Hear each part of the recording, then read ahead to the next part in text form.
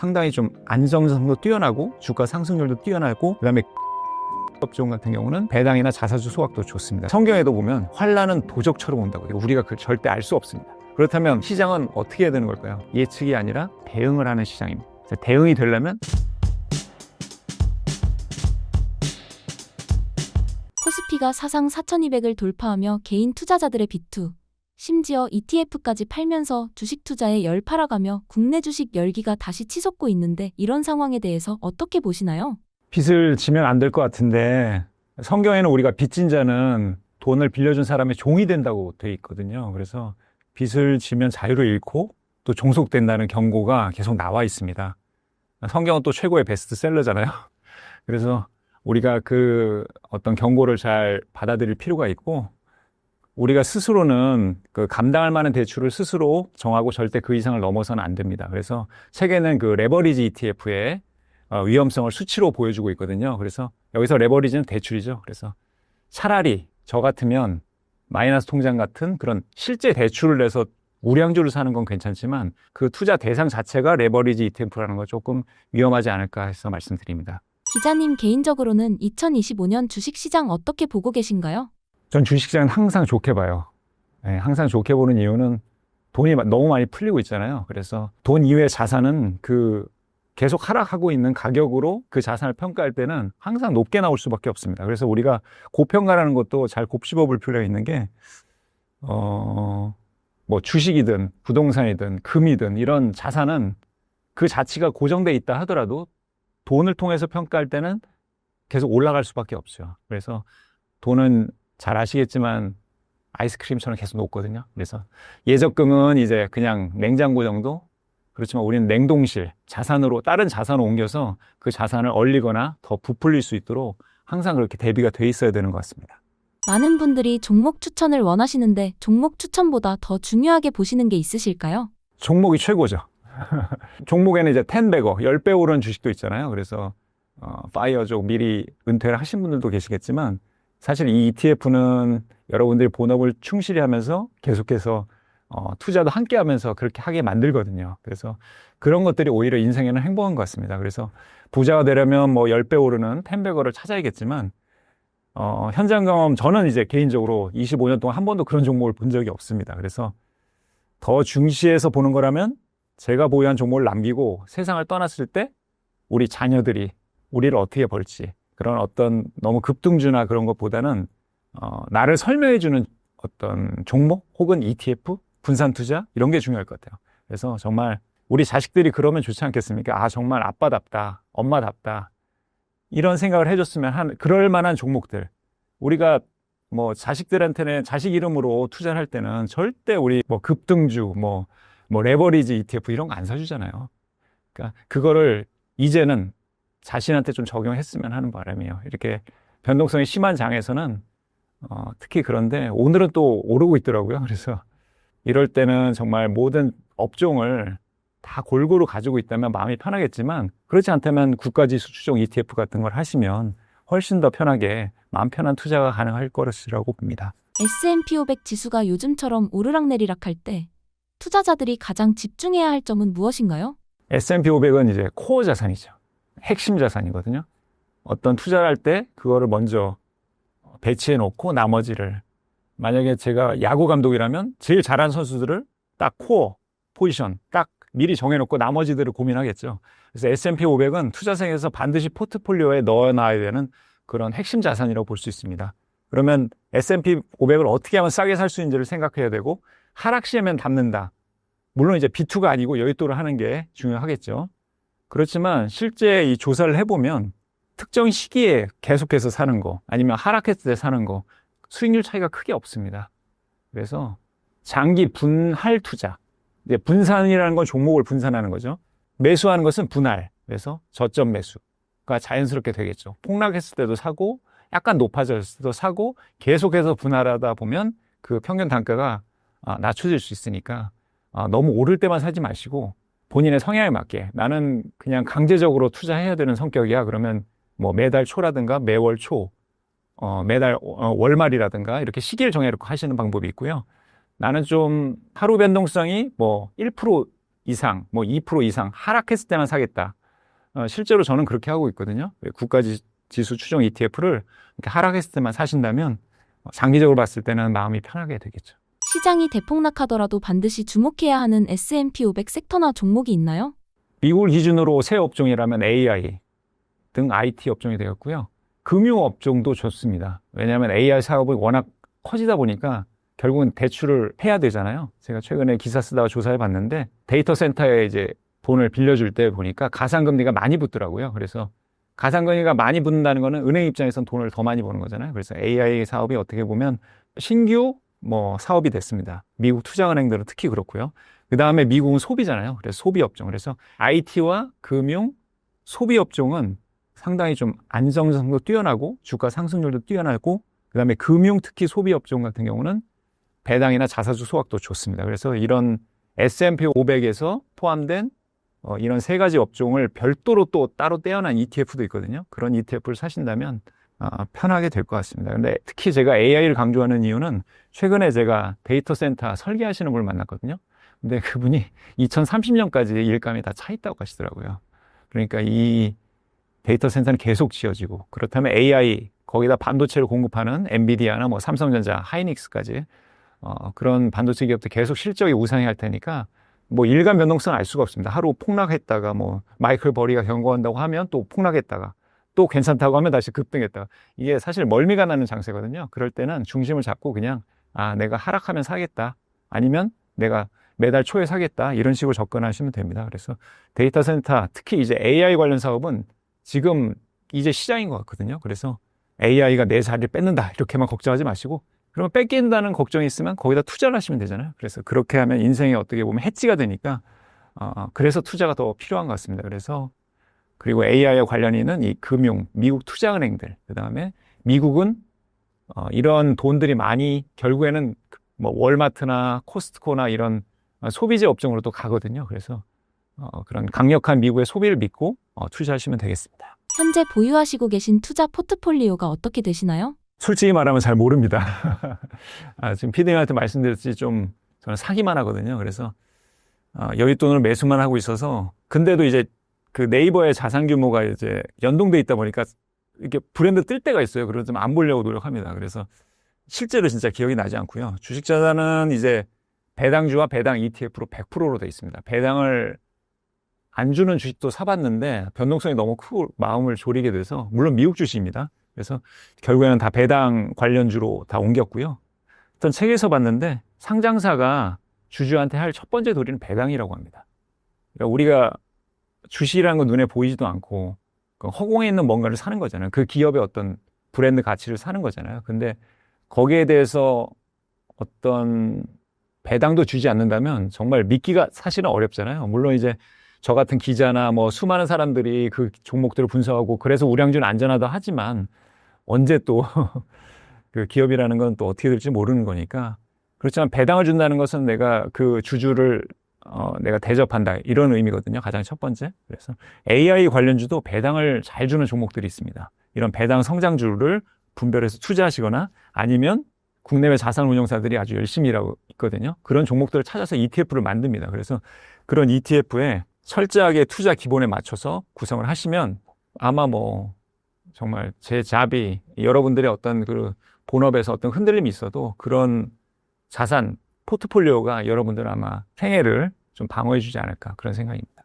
미국 주식을 공부해야 하는 가장 큰 이유가 무엇인가요? 미국은 이제 한국 주식 시장에 가야 할 길을 미리 걸었죠. 그래서 우리가 타산지석이라고도 하잖아요. 그래서 약점은 보완하고 강점을 따라가면 되는데 일단 미국은 수백 년의 자본시장 역사를 갖고 있습니다. 그래서 S&P 500만 해도 100년 평균치가 나와 있죠. 매년 연평균으로 8에서 10%가 오른다는 실질적인 데이터가 있습니다. 우리 코스피는 아직 좀 역사가 짧아서 그 정도로 무위험 자산이라 하긴 어렵지만 그래도 코스피도 최근에 반도체, 삼성전자, 하이닉스 비중이 높기 때문에 어떻게 보면 전 세계에서 지금 주가 수익률을 1등하는 이유가 그런 아주 반도체도 있고 뭐 로봇 관련주도 있고 원전도 있고 이러니까 너무 구성 자체로는 굉장히 좋은 지수거든요. 그래서 그런 추정 지수를 하지만 우리는 조금 더 역사를 거쳐야 된다. 미국도 나쁜 것들을 다 거쳤습니다. 뭐 우리가 유상증자 싫어하잖아요. 그리고 쪼개기 상장 싫어하지만 그런 것들이 수백 년의 역사를 통해서 건강하게 걸러진 거거든요. 그래서 S&P 500을 500개 기업에 분산 투자하는 것을 제가 강조하는 거고요. 그 다음에 미국은 다양한 투자 상품과 혁신 사례가 계속 나오고 있습니다. ETF도 당연히 원조고요. 그 다음에 리츠, 옵션 등 이런 다양한 금융성과 투자 전략이 먼저 도입이 됐습니다. 그래서 지금 검증을 이미 수백 년을 거쳤고요. 한국이 이제 새로운 상품을 설계하거나 그런 어떤 뭐 ETF 이런 걸 도입할 때 실험장이자 참고 모델이 되는 곳이 미국입니다. 그래서 특히 미국이 좋은 것은 우리나라는 조금 뭐 어떤 풍문이 떠도 주가가 많이 움직이고 이렇게 흔들리잖아요. 그렇지만 미국은 두 가지 지표. 금리와 실적으로 움직이는 시장이거든요. 거시경제에서는 금리를 보시면 되는 거고 개별 기업은 이제 실적에 따라서 움직입니다. 사실 이런 공식이 제대로 들어맞는 시장은 사실상 미국밖에 없습니다. 그래서 어떤 금리와 인플레이션, AI, 친환경 등 주요 투자 트렌드가 먼저 발행되는 그 미국 시장이 가장 모범적이고 반드시 참고해야 될 벤치마크가 되겠죠. 미국은 뭐 사실 최근에 이제 마이클 버리가 유명했잖아요. 마이클 버리가 이제 빅쇼트라고 해서 그때 미국의 부동산 부실담보대출에 대해서 공매도, 그러니까 하락 베팅을 했죠. 그래서 엄청난 부를 얻었고요. 그래서 요즘 많이 틀린다고 또 뭐 비웃음을 받지만 우리가 어떤 분들 걱정하면 연예인 걱정할 필요 없다 이렇게 얘기하잖아요. 마이클 버리는 돈을 워낙 많이 벌어서 이렇게 계속 실수를 해도 됩니다. 본인은 아마 어떻게 보면 이런 시장에서 자기 이름을 언급해주고 이런 것들을 좋아할 수도 있어요. 그래서 우리가 그걸 참고만 하되 정말 주식을 다 팔아야겠다. ETF를 다 팔아야겠다. 투자를 여기서 중단해야겠다. 2, 3년을 시작해야겠다. 이런 것들은 매일 시장에서 괴롭히는 어떤 건 소음들이거든요. 그래서 소음을 우리 이어플러그 딱 맞고 딱 막으시고 자기의 투자 철학에 맞춰서 이렇게 꾸준히 걸어가시면 돼요. 그래서 그런 가장 좋은 사례들이 미국에 많이 나와 있으니까 금리와 실적 중심으로 시장을 보시고 그 마이클 버리의 어떤 공매도 투자자들 있잖아요. 공매도는 사실 제가 이제 기사에도 한번 언급했죠. 공매도는 하이에나라고 보시면 됩니다. 썩은 고기를 찾거든요. 여기서 썩었다는 거는 실적이 좀 부진하거나 재무 상태 나빠서 곧 망할 것 같은 기업들. 그런데 이제 공매도를 잘못 때리면 어떻게 되냐면 이제 주가가 급등해 버리잖아요. 주가가 급등 여지는 당연하잖아요. 실적이 좋은 기업들. 하이에나가 딱 물려고 봤는데 그 기업이 사실 썩은 고기가 아니라 생생한 고기였어요. 그러면 하이에나는 이제 가겠죠. 그걸 먹지를 않고. 피해를 보는 거니까 공매도는 그런 속성이 있습니다. 그래서 생태계 안에서는 그런 공매도가 아주 환경을 깨끗하게 만드는 시장의 청소부거든요. 그래서 공매도 세력 뭐 나쁘게 이렇게 생각하지 마시고 모든 것을 포용하시면서 투자자들이라면 그렇게 하시면서 건전한 투자를 꾸준히 이어가시면 돼요. 시장에서 나가지만 않으시면 됩니다. 처음 주식 접하는 분들이 목표로 잡으면 좋은 시드 액수는 얼마인가요? 제가 1억 원 정도 종잣돈으로 시작하면 좋겠다 이렇게 책에는 언급했습니다. 그리고 시뮬레이션 통해서 한 10년 정도 장기 투자를 하시면 여러분들이 어떤 뭐 자산을 중시하시거나 아니면 월 현금 흐름을 중시하시는 분들에게 도움이 될 만한 그런 데이터들을 써놨거든요. 그래서 근데 사실 2030이라면 10만 원부터 시작해도 됩니다. 그 S&P 500 그 ETF를 추종하는 ETF 중에 SPLG, 옛날에 구 SPLG, 현재는 SPYM, SPYM이라고 보시면 돼요. 그래서 저렴이 버전이 나왔습니다. 지금 S&P 500을 추종하는 가장 대표적인 ETF가 스파이잖아요. 그래서 스파이가 지금 90만 원 넘어서 100만 원 향해 가고 있는데 너무 비싸니까 한 주에 그렇다는 얘기거든요. 그래서 이 저렴이 버전은 이제 아직 10만 원? 요 정도 되니까 10만 원부터 시작하시면 되겠네요. 그래서 2030은 시간이 많잖아요. 우리 머니쇼에서 그런 분이 오셔서 얘기했는데 자기의 투자 기간은 100에서 이제 자기 나이를 뺀다고 하면 됩니다. 그러면 만약에 뭐 지금 30대라면 70년을 더 투자해야 되잖아요. 그래서 만약에 그걸 실행만 할 수 있으면 여러분 모두가 워렌 버핏이 될 수 있습니다. 워렌 버핏은 시장만 어떻게 보면 시장 평균 수익률을 쫓아간 거예요. 그래서 그렇지만 건강하게 오래 살았잖아요. 그리고 워렌 버핏의 책상에는 컴퓨터가 없다고 합니다. 여러분처럼 시세를 보지 않아요. 그래서 그냥 현장을 실물 경제를 뭐 햄버거 가게 가서 실물 경제를 느끼고 자기의 투자 철학을 그대로 가정한 거거든요. 워렌 버핏도 60세 이후에 부자가 됐다고 합니다. 지금 20대, 뭐 30대 분들은 정말 그쪽으로는 걱정하실 필요가 없을 것 같아요. 이 마음을 가짐을 하고 시장의 변동성에 흔들리지 마시고 시장을 공부하시면서 즐기시면 될 것 같아요. 역사적으로 S&P 500 대폭락 후 회복 사례를 보면 어떤 교훈을 얻을 수 있나요? 반드시 회복할 수 있다는 교훈이죠. 닷컴 버블 때는 전고점까지 한 31개월 걸려서 좀 오래 걸렸습니다. 근데 2008년 금융위기 때는 더 짧아집니다. 17개월이 됐고요. 코로나 때는 단 한 달 만에 회복했습니다. 그리고 미중 무역 갈등 시에는 3개월. 그러니까 2022년에도 있었네요. 그래서 금리 쇼크 때 9개월이 걸렸습니다. 그래서 점점 짧아지고 있습니다. 충격은 빠르게 깊게 오는 게 최근의 특징입니다. 그래서 성경에도 보면 환란은 도적처럼 온다고 되어 있어요. 이거 우리가 절대 알 수 없습니다. 그렇다면 시장은 어떻게 해야 되는 걸까요? 예측이 아니라 대응을 하는 시장입니다. 그래서 대응이 되려면 당연히 여러 가지 자산이 분산돼 있어야겠죠. 근데 시장이 충격이 왔을 때 만약에 지금 상황에서 이렇게 충격이 왔을 때는 금이나 채권이 오르겠죠. 주식은 폭락할 거고요. 근데 만약에 주식만 갖고 있으면 대비가 안 되는 거잖아요. 그래서 언제나 도적처럼 도둑이 예고하고 오지 않잖아요. 내가 오늘 당신 집을 털겠습니다 하고 예고 없거든요. 정말 가장 예측이 안 되는 시기에 가장 마음이 편하고 가장 행복할 때 찾아옵니다. 그래서 그렇다고 해서 매일매일 두려워할 필요는 없고요. 분산, 장기, 분할 투자가 돼 있다면 대비가 돼 있는 거니까 종목을 우리가 추천할 수도 없지만 추천해서는 또 안 되는 이유가 아직까지 그 닷컴 버블 때 빠진 그 주가를 회복하지 못하는 주식들도 많이 있습니다. 그래서 개별 종목 투자는 그런 위협성이 있으니까 지수를 중심으로 하시고 내가 지수를 하다 보면 어떤 종목은 너무 마음에 들잖아요. 그래서 그런 종목들을 일정 비율로 담으시면 종목의 어떤 성장성과 지수의 안정성을 다 추구할 수가 있겠죠. 직장인이 투자를 꼭 해야 하는 이유가 무엇인가요? 직장인들은 월 현금 흐름이 나오니까 정말 제가 말씀드린 장기 분할 투자에 딱 가장 적합한 직장이죠. 물론 사업을 하시는 분들은 큰 돈을 한꺼번에 넣을 수도 있으시겠지만 직장인들은 이제 그 돈이 그 직급에 맞게 나오니까 참 투자하기 좋은 상황인 것 같아요. 그리고 직장인들이 최근에 이제 지금 변동성이 커진다는 거는 주가가 많이 떨어지는 박앤세일 기간이 있다는 뜻이거든요. 그래서 상당히 좋은 시대입니다. 그리고 고령화 시대이기도 하고요. 그래서 저는 직장인분들한테 고인물을 기억했으면 좋겠어요. 요즘 좋은 말이잖아요. 고인물 하면 좀 업종에서 대가다 그런 뜻이니까 고인물, 그러니까 이게 고령화. 우리 100세 시대, 우리 PD님도 여성분이지만 이제 90세가 넘었습니다. 평균. 그러니까 그게 보험개발원에 이제 사망을 하게 되면 이제 그 빅데이터가 쌓이잖아요. 그 평균 나이가 90세가 넘었으니까 이제 곧 2030 분들은 이제 100세 시대를 보실 거거든요. 그래서 고령화를 기억하시고 그다음에 인플레이션. 물가 상승은 우리의 돈을 계속 녹이죠. 제가 아이스크림에 비유하는데 한 번 녹기 시작하면 이걸 멈출 수가 없습니다. 그래서 예적금과 같은 냉장고가 아니라 자산, 포트폴리오 같은 냉동실로 옮겨서 자산을 좀 지키셨으면 좋겠습니다. 그리고 물은 이제 고인물인데 고령화, 인플레이션, 물고 트기. 직장인들은 이제 투자의 물꼬를 트기 좋은 그런 업종이잖아요. 그래서 일단 한번 ETF로 시작해 보시고 아까 제가 SPYM 얘기했죠. 10만 원을 시작하시고 아니면 코스피 200. 코스피 200은 지금 만 원대가 많잖아요.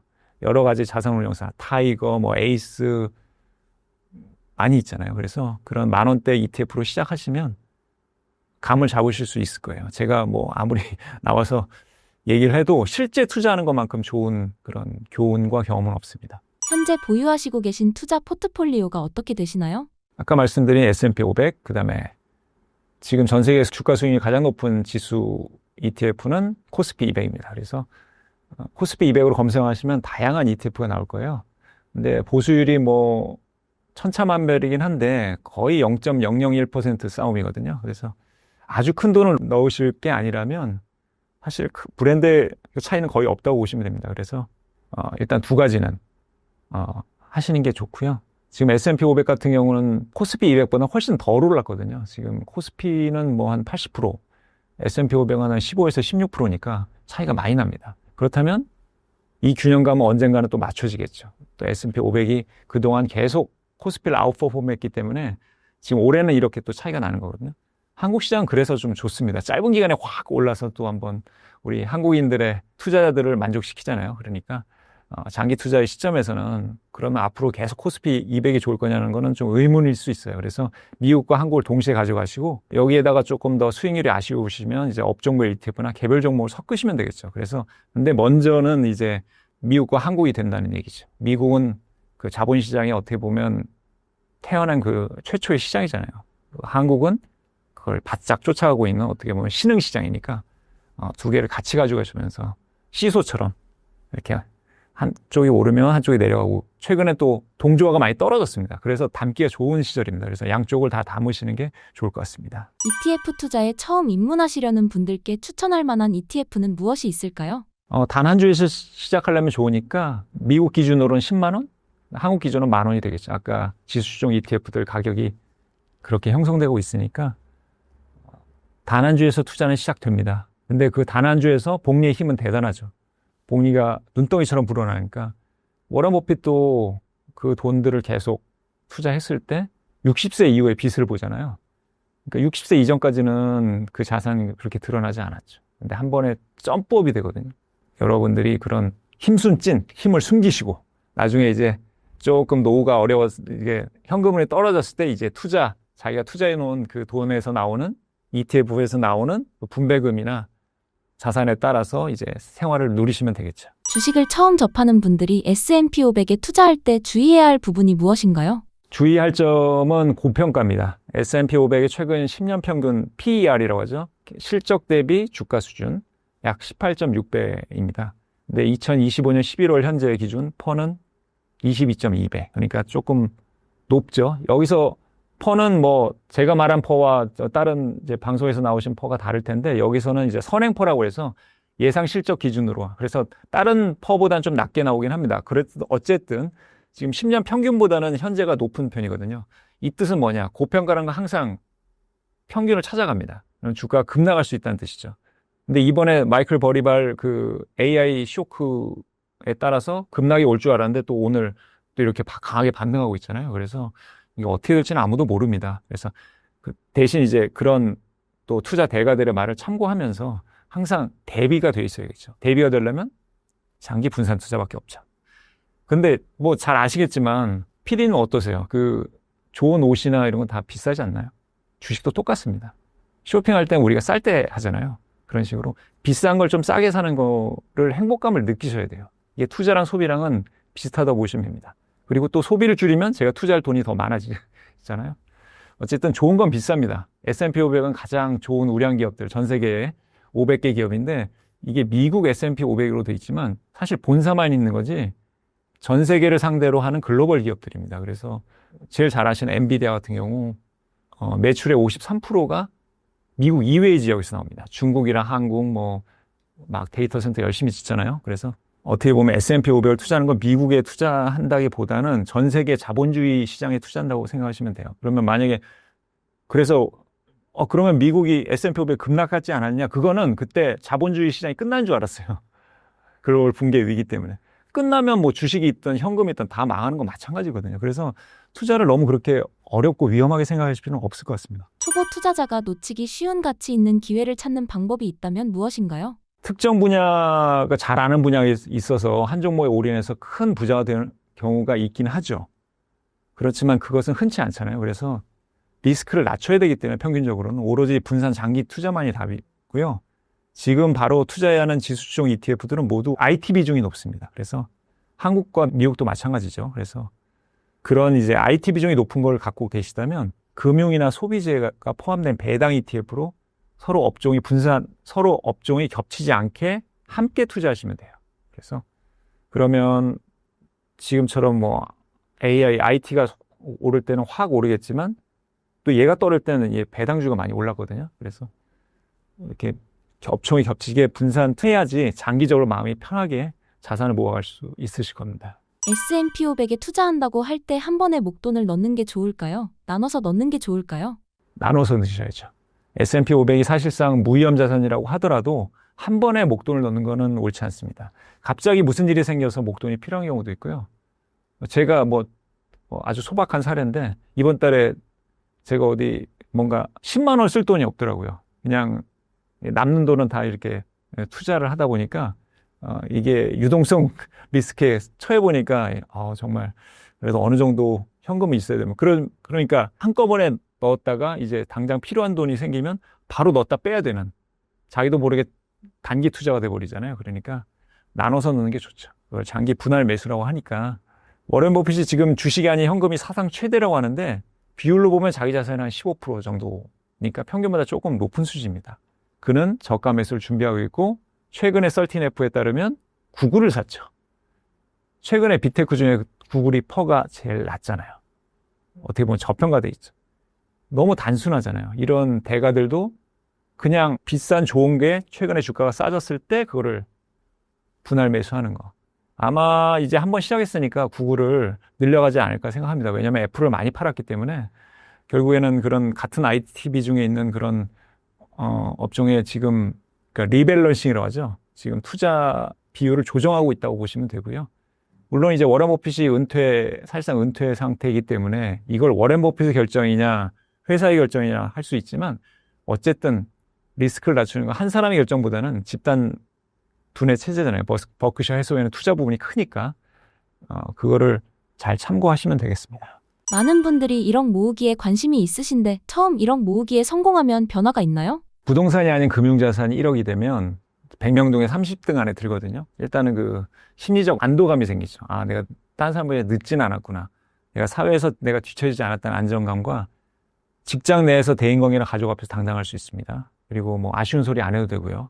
부동산 비중이 높은 사람과 달리 현금 흐름이 좋기 때문에 여러 가지 일들을 하고 특히 투자를 시작할 수가 있겠죠. 아, 내가 이제 뜻한 바가 있어서 큰 돈을 모아야겠다. 그 시작점이 되는 게 1억 정도가 될 수 있습니다. 하여튼 1억을 뭐 저뿐만 아니라 뭐 이런 재테크 유튜브 채널에서 많이 얘기하시는 게 1억을 모으면 좀 달라지고 굳이 뭐 남한테 물어보지 않아도 스스로 어떤 투자 철학이나 특히 가장 중요한 게 아이러니하게도 투자에서 가장 중요한 게 소비를 절약하는 거거든요. 너무 필요하지 않은 곳에 많은 돈을 쓰는 거를 이제 습관적으로 내 몸에 체화가 되기 때문에 1억을 모으면서 그러면 뭐 완전히 그 다이어트에 성공한 이제 군사라운드 몸이니까 새로운 운동을 배우면 거기서부터 시작하는 거겠죠. 처음 1억을 모은 후 자산 관리는 어떻게 하는 게 좋을까요? 1억을 모으면서 열심히 일하고 우리가 근검절약한 생활 습관이 뱄잖아요. 그래서 일부러 돈을 모으려고 애쓰지 않아도 앞으로 저절로 굴러갑니다. 다만 책을 통해서 ETF로 금융자산을 더 분산해서 투자하고 싶으면 업종이 겹치지 않게 성장 ETF와 배당 ETF를 합쳐서 최근에 유행하는 또 커버드 콜 ETF까지 추가하시면 훨씬 좋은 방법이 되겠죠. ETF 자체가 리스크를 낮추지만 이런 ETF끼리 또 합치잖아요. 그러면 더 많은 돈을 마음 편하게 투자할 수 있으면서 분산 효과는 또 극대화돼요. 그러면 내가 갖고 있는 종목이 지금 개별 종목으로 100종목 넘게 갖고 있는 분들 많아요. 근데 저는 그거보다 만약 ETF 3개 정도 했다 그러면 뭐 200개, 300개가 되거든요. 그러면 그분들보다 더 많이 투자하지만 안정성은 더 높죠. 그러니까 뭐 다 내 계좌 봐봐 뭐 다 파란불이야 이런 말을 할 필요가 없어요. ETF는 딱 3개 보여주잖아요. 그죠? 한국에서 주식보다는 부동산이라는 인식이 있던데 과연 부동산 투자보다 주식 투자가 더 매력 있을까요? 제가 좀 이사하고 싶어서 임장을 좀 다녔습니다. 근데 와, 지금 강남권에 그 아파트 월세 수익률이 2.5에서 3.2%밖에 안 됩니다. 그럼 이거는 뭐 그냥 예금 금리보다 조금 높은 수준? 이 정도로는 이게 어떤 현금이 나오는 자산이라고 보기 어렵죠. 그러니까 현금 흐름이 나오는 자산에서 부동산은 지금 많이 빠져나온 상태예요. 그러니까 매매가만 높고 월세나 전세와 같은 실제 사용 가치가 너무 떨어졌습니다. 양이 벌어지다 보니까 이렇게 낮게 나오고 옛날엔 10%가 넘었는데 그리고 최근 뭐 광진구에도 가봤는데요. 신축 아파트는 그 월세 수익률이 1%도 안 됩니다. 좀 충격을 받았는데 매매가만 높고 아마 거기다 월세 살려는 사람이 거의 없는 거예요. 그래서 근데 배당 받는 ETF의 수익률은 1년 새 총 수익률이 100%가 넘는 것도 속출하고 있으니까. 근데 여러분 뭐 워런 버핏 좋아하시잖아요. 근데 워런 버핏도 지금 50년 된 주택에 삽니다. 자기 자산 만약 100조가 넘는 사람이에요. 그분이 뭐 부동산에 대해서 가치에 대해서 잘 몰라서 과연 그렇게 했을까요? 부동산은 이제 강남 고가 아파트의 경우 보유만 하고 있어도 세금을 내야 됩니다. 보유세라고 해서. 그렇기 때문에 그 투자 가치가 계속 하락하고 있어요. 마치 인플레이션처럼. 그래서 이런 부동산의 기대 수익률이 하락하고 주식에 대한 가치는 계속 높아지기 때문에 물론 이제 이렇게 생각하셔도 돼요. 대부분의 중산층들은 우리나라에서 그러니까 집을 보유하고 계신 분들은 80%가 넘을 거예요. 그렇다면 부동산 가치는 계속 오르고 있습니다. 왜냐하면 돈의 가치가 떨어지니까. 근데 부동산이 오른다고 해도 제가 월 현금 흐름 좀 쓸 돈이 많잖아요. 인플레이션 시대. 과일 1년 새 10% 이상 올랐습니다. 그것도 평균치인데 뭐. 그렇게 우리가 현금 흐름이 계속 부족하기 때문에 부동산처럼 이제 실제 사용 가치가 떨어지는 자산을 갖고 있으면 그 현금 흐름이 막히는 경험을 하시게 될 거예요. 안 그러면 부동산을 한꺼번에 팔아야지 목돈이 확 나오잖아요. 그러면 사실 그 많은 돈을 또 갑자기 처치 곤란하기도 하고, 주식은 조각조각 돼 있잖아요. 부동산은 이제 하나의 큰 집이라고, 주식은 하나의 큰 기업인데 그 기업을 여러 사람과 나눠서 조각조각 들고 있잖아요.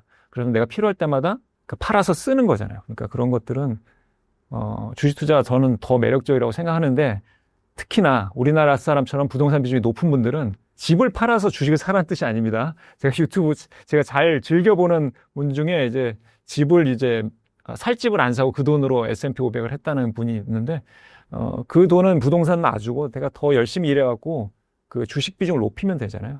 부동산 비중이 높은 건 자연스러운 현상인데 금융 비중이 너무 낮아서 드리는 말씀이고, 그 금융 비중을 높일 때 핵심 자산은 주식이 될 수 있다라고 말씀드리는 겁니다. 배당금만으로 평생 먹고 사려면 포트폴리오를 어떻게 구성하는 게 좋을까요? 연봉 1억이 월 한 700만 원 정도 되더라고요. 근데 직업이 없는데 매달 현금 흐름이 이 정도만 나오면 다들 만족하시겠죠. 근데 그걸 맞추다 보니까 극단적인 조합이 제 책에는 나오거든요. JP랑 JPQ를 섞는 건데, 이렇게 되면 우리가 둘 다 가질 수 있나요? 하나를 가지면 하나는 조금 뭔가 손해를 보고 그렇게 되잖아요. 이거는 대표적으로 월 현금흐름을 극대화하다 보니까 주가는 거의 오르지 않는, 그렇게 되는 거거든요.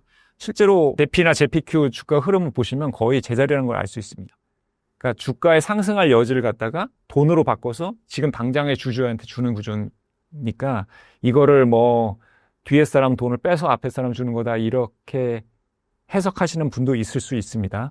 그러나 어쨌든 이 금융상품의 구조 자체는 지수, 미국의 두 가지 양대 지수의 변동성을 이용해서 커버드 콜을, 그러니까 월 현금흐름을 주는 구조예요. 그래서 나스닥이 변동성이 더 높기 때문에, 나스닥은 핵심 기술 기업, 애플, 뭐 엔비디아 얘네들 금융 업종은 안 포함이 안 되고요. 기술 IT 업종만 100곳을 하다 보니까 주가가 좋을 때는 엄청 뛰고요. 주가가 하락할 때는 더 많이 빠지는 다른 업종보다. 그래서 이런 변동성이 커버드 콜 전략을 취하기는 좋은 편이긴 하거든요. 근데 다행히 지수기 때문에 그래도 다른 개별 종목 커버드 콜보단 덜 위험하다는 게 정설입니다. 그래서 JP는 S&P 500, JPQ는 나스닥 100을 쫓아가고요. 나스닥의 변동성이 높기 때문에 그 변동성에 따라서 옵션 수익이 많습니다. 파도가 높아서 그 숙련된 서퍼가 더 희열을 느끼는 거랑 비슷한 구조라고 보시면 돼요. 그래서 JP와 JPQ에 각각 5천만 원씩 종잣돈을 시작해서 매달 50만 원 추가 납입하고, JP는 배당률 8%, 그 다음에 배당 성장률 4%, 연 주가 상승률 2%밖에 안 됩니다. 이걸 적용해서 아까 그 10년 후에 그 월 700만 원 현금흐름이 나온다, 이렇게 했고요. JPQ도 이런 최근의 수치들을 적용해서 똑같은 시뮬레이션을 적용해서 그런 책에 나와 있습니다. 그래서 10년 후 자산 규모는 5억 8천만 원, 월 현금으로는 700만 원 정도 돼 있는데, 제가 이거를 지금 여기서 얘기하는 건 그렇게 하라는 말이 아니라요. 이런 자산 포트폴리오를 짤 때 이게 최극단에 있는 거예요. 나는 완전히 월 현금으로만 필요해 하는 거예요. 사실 10년 동안 모았는데 자산이 5억 8천이면 사실 그리 성공한 투자가 아닐 수도 있습니다. 그러니까 주가가 거의 오르지 않았다는 뜻이요. 그렇지만 월 현금 흐름, 특히 기본적으로 배당주라는 거는 내가 주식수를 많이 있어야 배당금이 많이 나오잖아요. 그러니까 만약에 내가 사야 되는 그 주식이나 ETF가 계속 오르면 어떻게 될까요? 제가 주수를 많이 모을 수가 없잖아요. 그죠? 그러니까 이렇게 주가가 덜 오르는 것들을 활용해서 뭐 연봉 1억에 도전하는 그런 ETF도 있으니까 참고를 하시고, 이거 이외에도 많은 시뮬레이션이 나와 있습니다. 나는 그거보다는 눈높이를 낮출 거야. 월 300, 월 100만 원짜리도 있고요. 500만 원짜리도 있으니까 그런 것들은 당연히 안전한 ETF가 많겠죠. 그래서 이거의 정반대로 있는 게 뭐 슈드와 QQQ 조합도 있습니다. 그래서 종잣돈 1억을 7대3으로 나눠서 하는 전략이 있는데 그것도 참고하시면 됩니다. 이거는 당연히 뭐 월 현금 흐름이 700 정도는 안 되겠죠. 대신 자산이 많이 오르겠죠. 그래서 그 외에 뭐 월 200도 있고 300도 있으니까 한번 책을 참고해 보시면 좋을 것 같아요. 배당금을 늘릴 수 있는 방법이 있을까요? 아까 말씀드렸듯이 이제 배당 투자자들은 잘 알아요. 주가가 하락할 때 기뻐합니다. 이게 성장 주스랑 특히 다른 점이에요. 주식을 많이 모을 수 있으니까. 왜냐하면 배당이라는 건 내가 10개 갖고 있는 사람 배당보다 100개 갖고 있는 사람 10배 많을 거 아니에요. 너무 진짜 배당 투자에서는 심플한 게 없거든요. 그래서 늘리는 방법이 이제 첫 번째 그런 거예요. 하락할 때, 그러니까 주가가 지지부진한 그런 배당주나 배당 ETF를 사서 많이 모으는 거. 두 번째는 최근에 나온 최신 금융상품이죠. 커버드 콜 ETF. 요거는 이제 매니저들이 콜옵션 매매 차익을 통해서 하는데, 이건 쉽게 말씀드리면 주가가 상승할 여지를 지금 콜옵션을 매도해서 그달 혹은 그 주에 인컴을 챙겨 놓는 겁니다. 수익을. 그래서 옵션 수익인데, 요거 지금 강남에서 유행하는 이유가 요거는 측정하기 어려워요. 측정할 수 있어야지 세금을 매거든요, 정부에서. 그러니까 이런 옵션 차익은 비과세입니다, 아직까지. 그래서 세금에 민감한 분들이 커버드 콜 ETF를 많이 하고 있습니다. 어쨌든 기본 주식 자산과 콜옵션 매도 전략을 동시에 구사하는 이 커버드 콜 ETF는 하지 않으시다 하더라도, 근데 그 투자에 관심 있는 분들 일단 공부를 하시면 재밌어요. 이런 상승 여력을 현금 흐름으로 바꾸는 어떤 놀라운 자산운용사들의 그런 스터디들에 한번 참고하시면서 우리 금융투자 업계 어떻게 바뀌는지도 보시면 재밌을 것 같습니다. 폭락장에서 추가 매수 전략이 유리할까요? 폭락장에서는 어떻게 대응하시나요? 워런 버핏이나 저처럼 오래 장기 투자를 하고 있을 분이나 아니면 저처럼 하려는 사람들은 폭락장을 기다리는 면이 있죠. 근데 좀 놀랐어요. 주가 하락하면 더 사면 되지라고 생각하는 분들이 생각보다는 적더라고요. 제 집에서도 그렇고 가족들도 떨어지면 당장 수익을 보던데, 이거는 제가 말한다고 되는 게 아니고 경험을 해보셔야 되는 것 같아요. 그래서 지금 많이 폭락장의 기간이 점점 짧아지고 있거든요. 그렇다는 것은 박앤세일 기간이 옛날에 일주일이었다 그러면 3일, 2일로 계속 줄어들고 있습니다. 그래서 저가 매수 시기가 점점 줄어들고 있으니까 폭락장이 오면 장기 투자자들 입장에서는 행운이라고 생각하죠. 근데 지금 이렇게 마이클 버리처럼 AI 버블을 경고하고 워렌 버핏이 현금을 사상 최대로 찍었다는 이런 데이터가 계속 나오는 상황에서는 저는 폭락이 과연 그렇게 우리가 기대하는 폭락이 올까? 이런 생각도 하긴 합니다.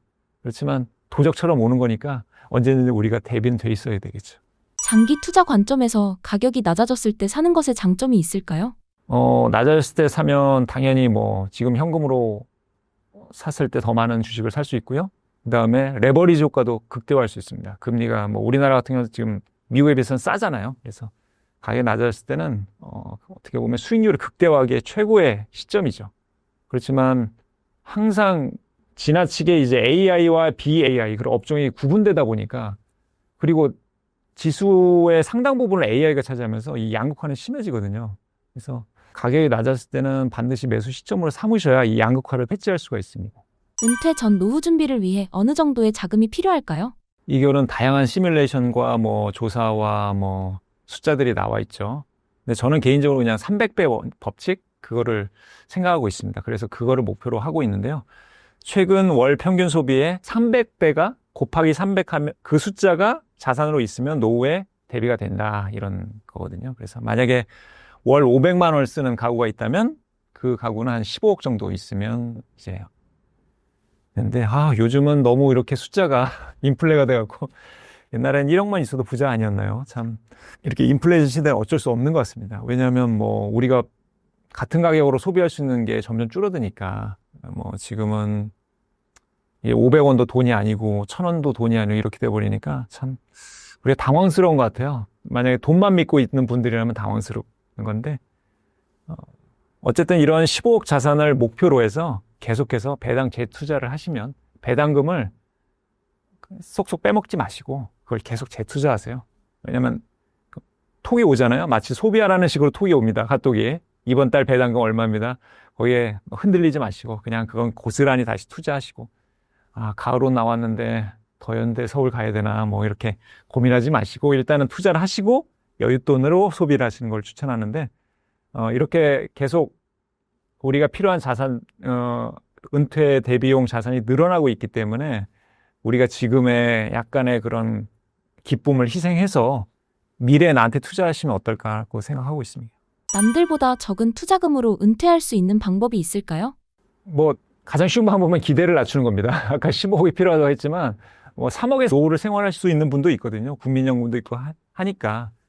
근데 이게 남들보다 절대적으로 작은 양이라기보다는 심리적으로 적은 양으로 이제 은퇴할 수 있는 방법은 절세 계좌를 활용하시는 방법입니다. 그래서 이 방송을 보시고 가장 먼저 실천하셔야 될 거는 제 책을 사는 게 아니고요.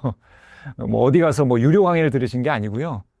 연금 삼총사, 연금저축펀드, IRP, ISA. 이거는 나이에 상관없이 지금 당장 가입하셨으면 좋겠어요.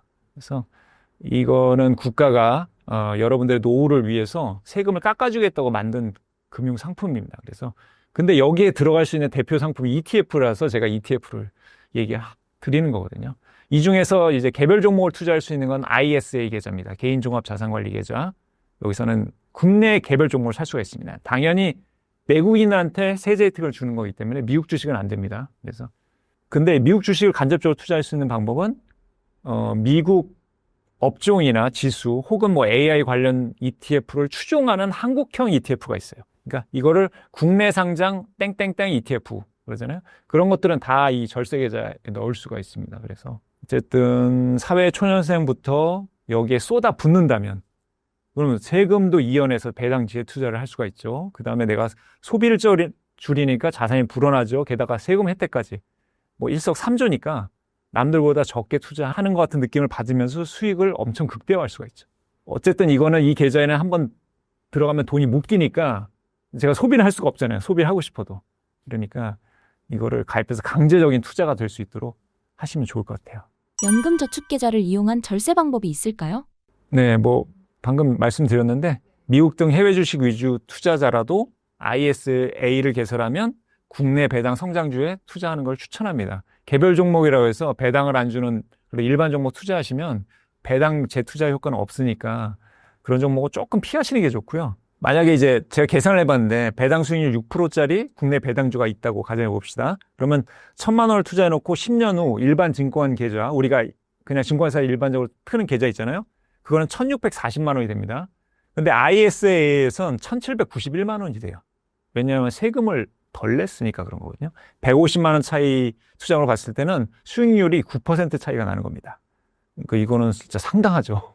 상당한 겁니다. 그러니까 이런 절세 혜택을 간과하지 마시고 조금 귀찮으시더라도 한번 제가 아무리 온라인 시대라도 오프라인 지점 방문이나 이런 건 필수입니다. 왜냐면 그냥 가상으로만 하다 보면 정말 이 현실감이 떨어지고요.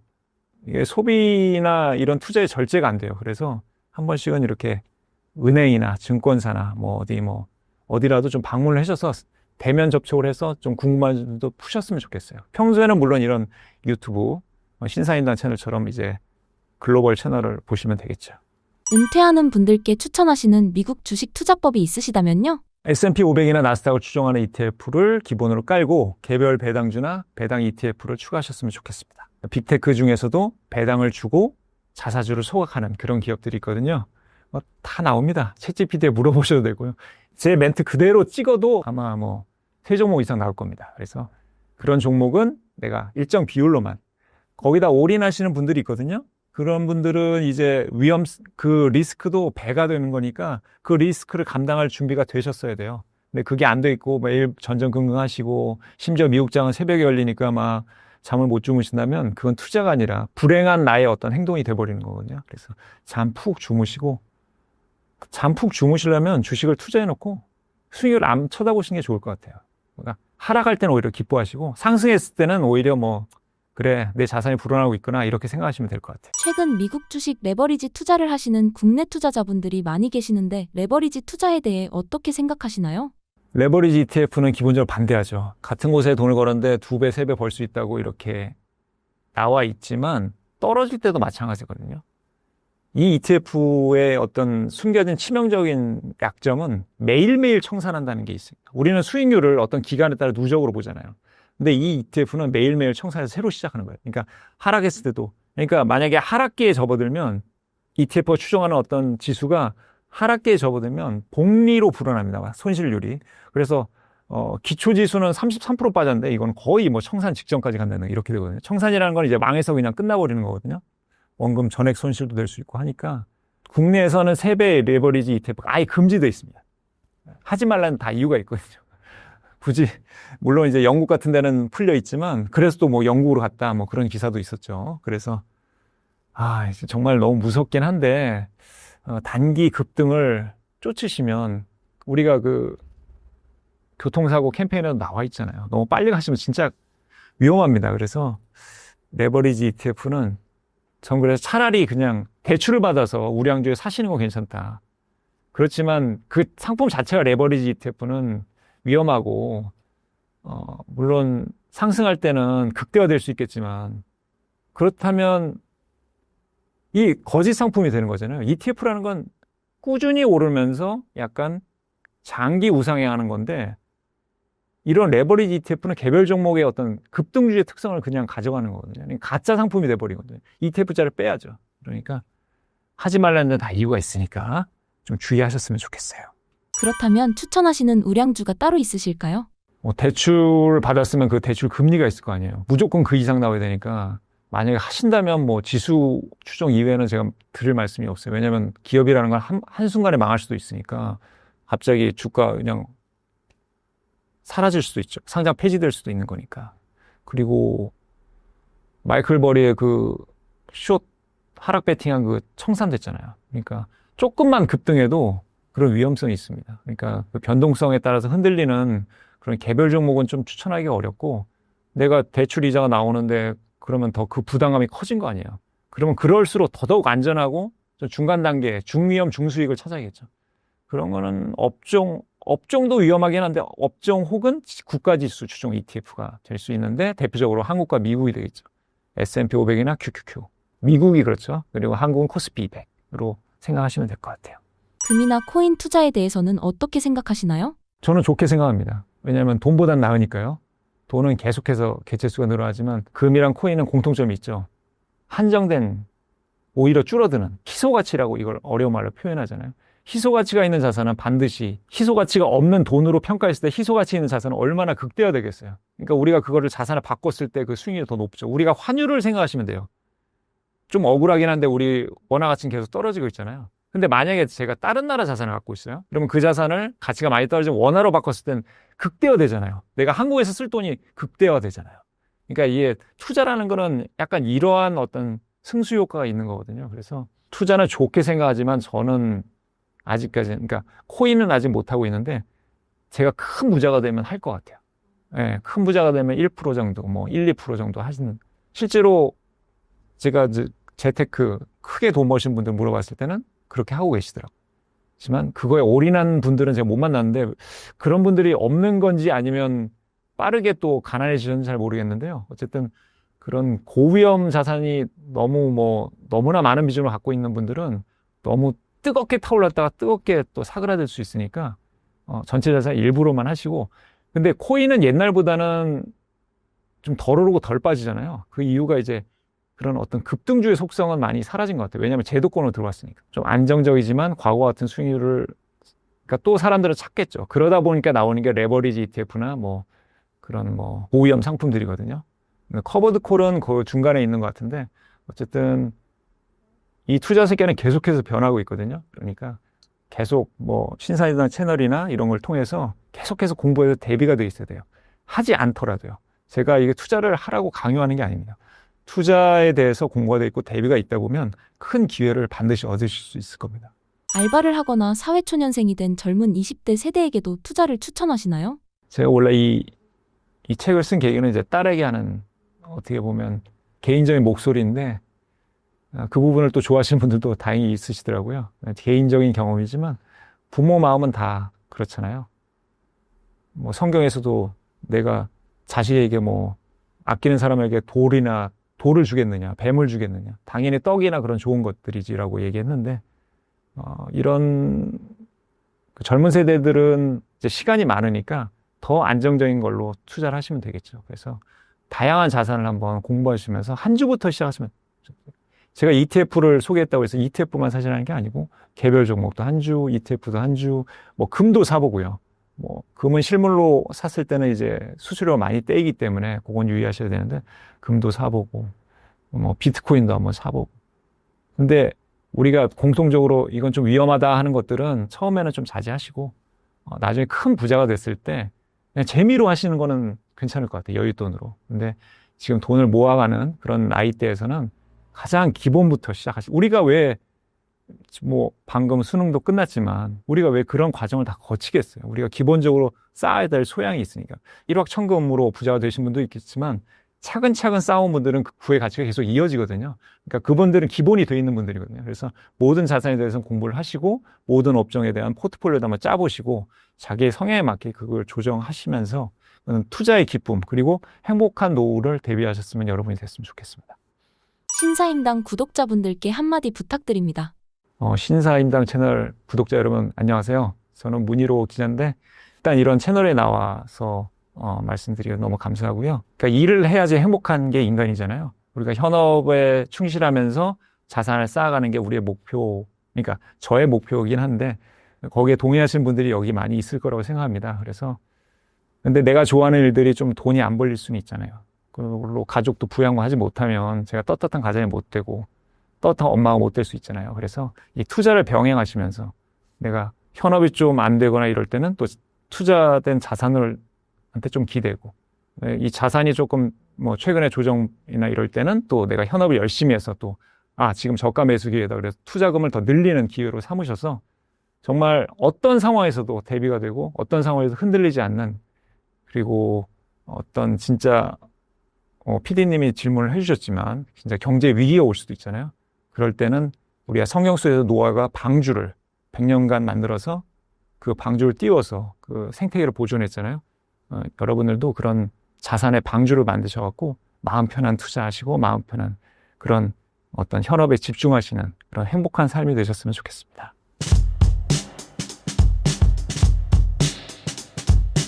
직장인이 투자를 꼭 해야만 하는 이유가 무엇인가요? 지금은 유동성 초과 창조 기간이기 때문에요. 신용의 초과 창조 기간이기 때문에 근로소득만으로 그 자산을 형성하는 것이 생각보다 어렵고 그리고 우리나라는 자본주의 역사가 아주 오래된 나라는 아니지만 소위 외국의 선진국처럼 자본주의가 몇백 년 된 나라 같은 그런 자산 간 격차라든가 소득 간 격차를 보이고 있는 그런 상황이거든요. 그래서 결국은 투자는 무조건 하셔야 되는 부분인데 다만 개인들이 금융시장에 투자하기에 좋은 비클이 2000년대에 ETF가 등장을 했고 한국의 ETF는 액티브와 패시브 두 개로 나뉘고 있는데 우리나라의 액티브 ETF는 제가 생각했을 때는 전 세계 1등 제품이거든요. 그래서 이 부분에 대해서 좀 관심을 가지시고 공부하시면은 개인들이 재테크를 어느 정도 졸업할 수 있다고 생각을 하고 있습니다. 대표님, 2025년 주식시장은 어땠는지 그리고 2026 전망은 어떠할까요? 올해는 다들 아시다시피 한국 주식시장이 너무 좋았고요. 그리고 우리나라 주식시장은 지난 50년 역사를 보면은 그 중에 8년이 소위 미칠 듯이 좋았거든요. 85년부터 89년까지 지수가 130에서 1000으로 8배가 떴고 그리고 2003년부터 2007년까지 지수가 500에서 2000으로 4배가 떴습니다. 그 나머지 기간은 전부 횡보거든요. 그래서 이번 올해 지수가 60% 이상 상승을 했는데 이 60% 이상 상승한 거를 다른 나라의 상황이나 이런 거랑 비춰보면은 굉장히 높은 상승이라고 생각할 수 있지만 지난 17년을 횡보했다가 지금 올라가는 거기 때문에 이거를 연율화 시킨다고 생각하면은 앞으로 몇 배 더 올라갈 수도 있는 그런 지수 레벨이라고 생각을 하고 있습니다. 그래서 현재는 한국 증시 역사상 세 번째 부정적인 강세장에 진입했다고 생각하고 있습니다. 요즘 같은 시장에서 사회 초년생이 첫 투자로 ETF를 선택해야 하는 이유와 첫 투자로 좋은 ETF 종목으로는 무엇이 있나요? 네, 저는 사회초년생은 지금의 테마는 한국이 강세가 된 거는 결국 미국 AI 밸류체인에 우리나라 기업들이 편입이 됐기 때문이고 그래서 투자는 당연히 미국에 있는 메가테크 기업들을 중심으로 하는 그런 나스닥을 베이스로 투자를 하시거나 연금성 상품은 S&P를 중심으로 투자를 하시는 게 좋아 보이는데요. 우리나라는 그런 나스닥이나 S&P를 좀 더 액티브하게 운영하는 ETF들이 있습니다. 가령 예를 들면은 타임폴리오에서 하고 있는 미국 나스닥 100 액티브 아니면 삼성 액티브 운용에서 하고 있는 코엑트의 미국 나스닥 성장 액티브 이런 거는 나스닥 지수를 0.7 추종을 하지만 30%는 운용력 매니저의 재량으로 하거든요. 그래서 현재 나스닥 지수 시가총액 1등은 엔비디아가 1등하고 있지만 이런 코엑트나 타임의 액티브 ETF에서 편입 1등은 알파벳이거든요. 그래서 지금 알파벳이 AI 파운데이션 모델에서 제일 앞서간다고 사람들이 생각을 하고 그리고 AI 쪽 관련해서 서버 쪽 그런 투자가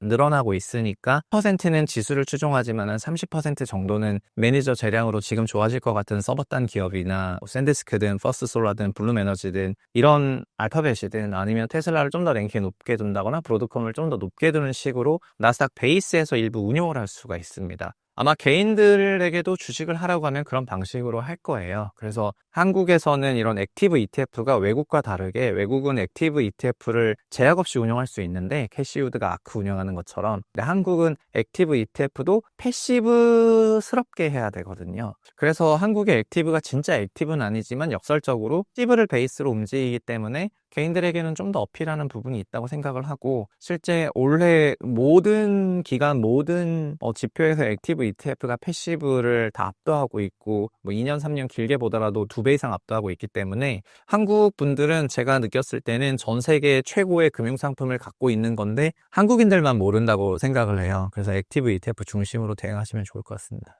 S&P 500에 투자한다고 할 때 한 번에 목돈을 넣는 게 좋을까요? 나눠서 넣는 게 좋을까요?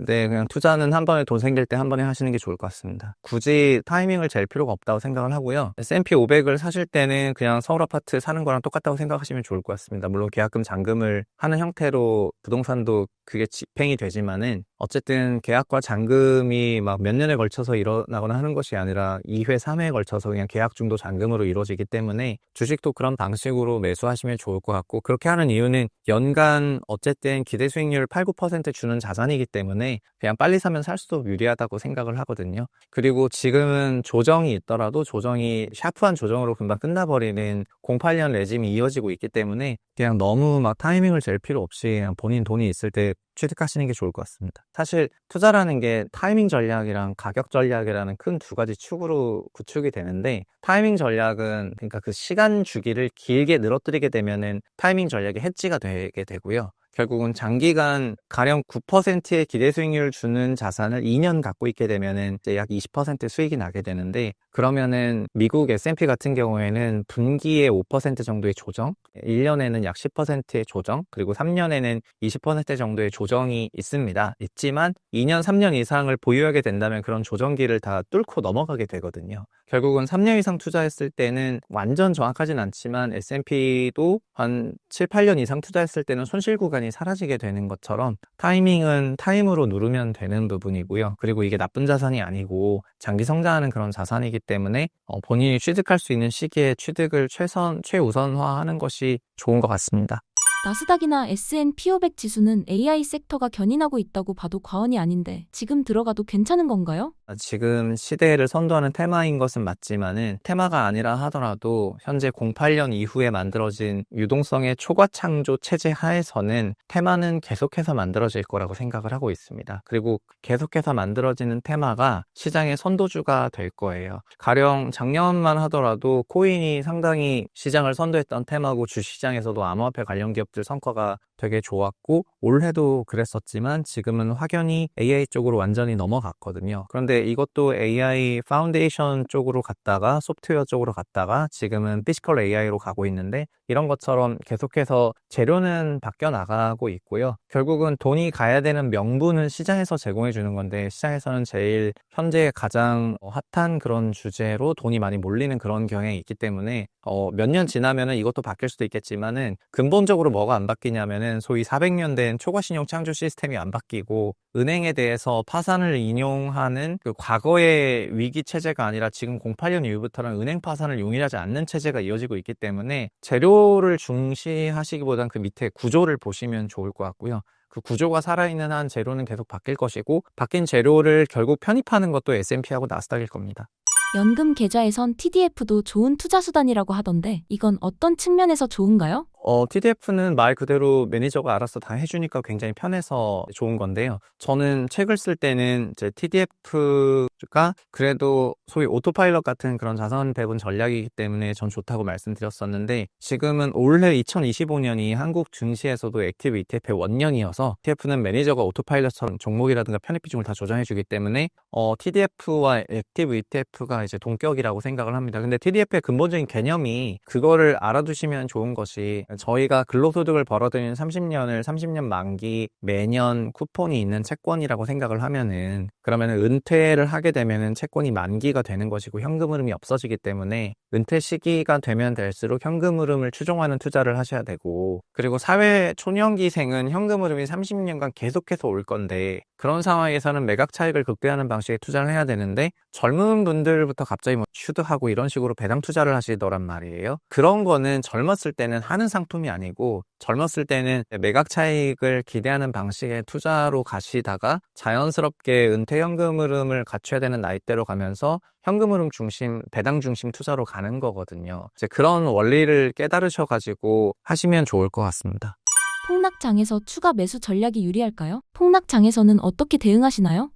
폭락장에서는 올해 4월도 비슷한 것 같은데요. 저는 08년 이후부터는 주시장에 조정은 있지만 구조적인 하락은 없다고 생각을 하고 있습니다. 근데 조정이 나올 것 같은 그런 상황은 어느 정도 이제 분위기가 만들어지는데 그 만들어지는 분위기 속에서 조정을 피한다면 정말 좋겠지만은 요즘의 조정은 정말 굉장히 가파르게 신속하게 나오기 때문에 다 피하기도 어렵거든요. 그러나 그런 조정이 나온다 하더라도 시장이 붕괴되는 일은 없기 때문에 아마 시장이 붕괴가 되기 위해서는 연준이 바뀌어야 되는데 연준이 바뀌게 된다면은 그때는 약간 위기 관리를 해야 되겠지만 현재 기준으로는 바뀔 가능성이 굉장히 낮다고 생각을 하고 그렇다면 그냥 조정기를 조정이구나라고 생각해서 보내는 것이 좋을 것 같습니다. 그리고 근본적으로 어느 정도는 자산 배분이 좀 돼 있어야 되는데 자산이 막 이런 여러 가지 자산에 동분산되어 있기보다는 저는 포트폴리오를 좀 압축해서 집중 관리하는 게 좋다고 생각을 하고 버핏처럼 300빌리언 이상의 펀드를 운용하는 사람도 종목 5개로 75%를 채워놓거든요.